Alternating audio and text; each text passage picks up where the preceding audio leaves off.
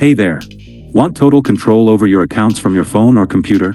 Enrolling in Bank of America Online Banking is your first step to managing money on your own schedule. Welcome back to Guide with Samuel. Here's the simple way to sign up. On bankofamerica.com, click Enroll in Online Banking.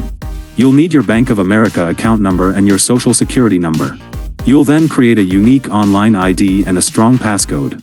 You'll also set up security questions and can enroll in extra security features like SafePass right from the start. My crucial pro tip? Download the mobile app immediately. The Bank of America app is award-winning. Set it up with your new login and enable Touch ID or Face ID. This gives you instant access for mobile deposits, bill pay, card controls, and to chat with their virtual assistant, Erica. Just like that, you've unlocked the full power of digital banking. Do you do most of your banking on a computer or on your phone? Share your preference in the comments. If guides that put you in control help you, subscribe to the channel.